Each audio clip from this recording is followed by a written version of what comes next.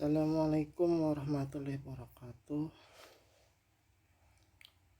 Alhamdulillah rabbil wassalatu wassalamu ala asrofil anbiya'i wal mursalin sayyidina Muhammadin wa ala alihi wa sahbihi ajma'in.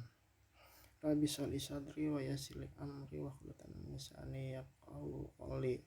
Rabbi zidni ilma warzuqna fahma. Amma ba'du. Perkenalkan, nama saya Muhammad Fajar Agus Putra. Saya dari Prodi PAI kelas non reguler semester 1.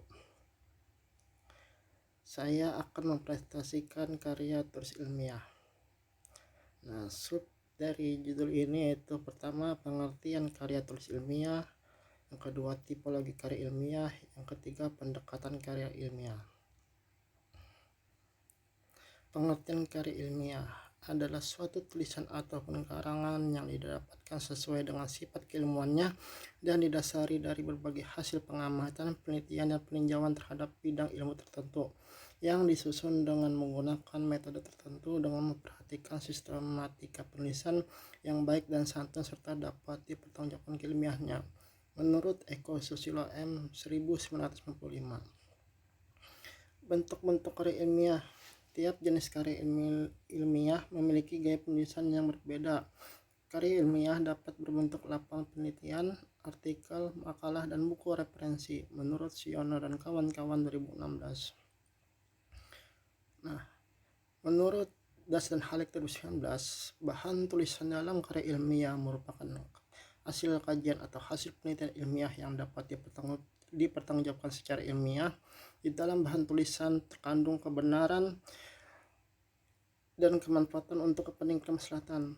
Penyusunan bahan tulisan ilmiah berdasarkan pada sistematik ilmiah, organisasi tulisan, bahasan tulisan, dan penyajian hasil kajian atau penelitian ilmiah. Selanjutnya adalah tipologi karya ilmiah. Menurut KBBI, pengertian tipologi adalah ilmu watak tentang bagian manusia dalam golongan menurut corak watak masing-masing. Sedangkan menurut Meneo 1978, tipologi merupakan sebuah konsep yang menjelaskan mengenai keseluruhan objek atas dasar kesamaan sifat-sifat dasar. Selain itu, tipologi merupakan tindakan berpikir dalam rangka pengelompokan. Tujuan tipologi penelitian. Tujuan umumnya adalah untuk meningkatkan daya imajinasi mengenai masalah-masalah pendidikan, meningkatnya daya nalar untuk mencari jawaban permasalahan itu melalui penelitian. Nah, tipologi bertujuan untuk menentukan pola-pola lintas bahasa dan hubungan di antara pola-pola tersebut. Dengan demikian, metodologi dan hasil-hasil penelitian tipologis pada dasarnya bersesuaian dengan teori tata bahasa apa saja. Tujuan tipologi bahasa juga digunakan untuk mengelompokkan bahasa berdasarkan sifat perilaku struktural bahasa-bahasa tersebut. Menurutnya, ada dua asumsi pokok tipologi. Yang pertama, sebuah bahasa dapat dibandingkan berdasarkan strukturnya dan ada perbedaan di antara bahasa-bahasa. Tipologi berdasarkan tujuan data aspek metode. Tujuan yang terdiri dari dasar, terapan, dan tindakan. Terus juga penelitian data ada kuantitatif dan kualitatif.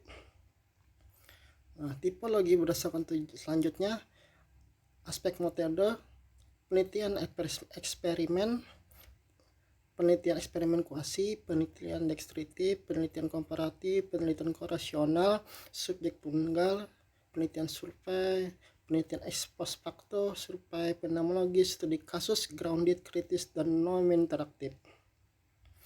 Pendekatan karya ilmiah.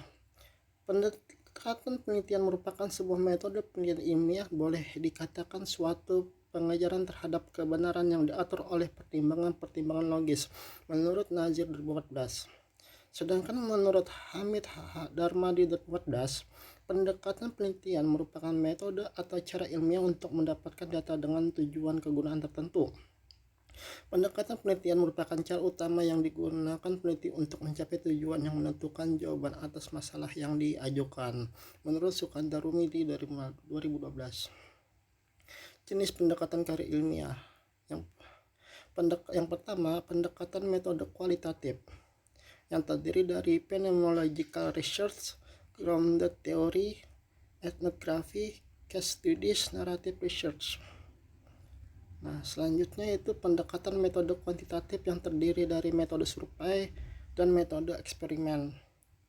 Nah, yang terakhir adalah pendekatan metode campuran yang terdiri dari metode kuantitatif dan kualitatif. Sekian dari saya, mohon maaf atas kekurangannya. Terima kasih atas perhatiannya.